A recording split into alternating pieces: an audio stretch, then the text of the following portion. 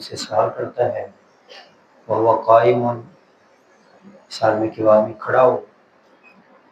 اور عالم بیٹھا ہوا ہو، عالمن جالس ہے، تو بیٹھے ہوئے عالم سے کھڑے ہو کر سوال کرنا، سوال کرنے والا کھڑا ہو اور عالم بیٹھا ہو، اس کے متعلق بیان۔ قال حدثنا عثمان قال اخبرنا جرير عن منصور عن ابي وائل عن ابي موسى قال، ابو موسیٰ الاشعری رضی اللہ عنہ بیان کرتے ہیں، قال کہتے ہیں، جاء رجل، آئے ایک آدمی،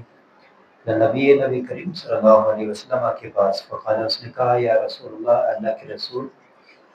من قتال فی سبیل اللہ، فی سبیل اللہ قتال کیا ہے، اللہ کی خاطر قتال کیا ہے؟ فَإِنَّ أَحَدَنَا، کیونکہ ہم میں سے کوئی ایک یقاتل و قتال کرتا ہے، غضباً، اپنے غصے کی وجہ سے، یقاتل، اور دوسرا آدمی قتال کرتا ہے حمیتاً، اپنی حمیت اور غیرت کی وجہ سے، قومی غیرت، ملک کی غیرت ہوتی ہے۔ فرفع الیہ، آپ صلی اللہ علیہ وسلم نے غلام کیا اس کی طرف، راسہ و اپنا سر ایسے اوپر اٹھا کر دیکھا۔ قال کہتے ہیں، وما رفع الیہ، نہیں اٹھایا اس کی طرف اپنا سر، الا انہ کان قائما، مگر اس لیے کہ وہ سوال کرنے والا کھڑا ہوا تھا، وہ کھڑا ہوا تھا اور آپ بیٹھے ہوئے تھے۔ اس نے سوال کیا تو آپ نے سر اٹھا کر اس کی طرف دیکھا، فقال، اور کہا، من قاتل لتکون کلمۃ اللہ ہی العلیٰ، جس نے قتال کیا تاکہ اللہ کا کلمہ بلند ہو جائے، توحید بلند ہو جائے، قرآن بلند ہو جائے،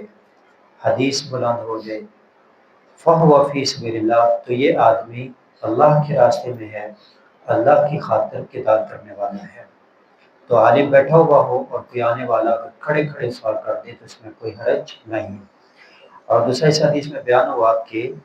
جو اللہ کی خاطر قتال ہوگا وہ ہے فی سبیل اللہ۔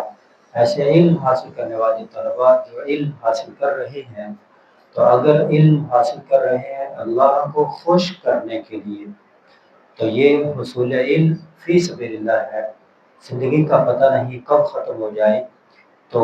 علم اس لیے حاصل کریں کہ اللہ کو خوش کرنا ہے۔ ایک دن، ایک مہینہ، جتنا بھی علم حاصل کر رہے ہیں، نمازیں پڑھ رہے ہیں، ایسے ہی بقیہ اعمال،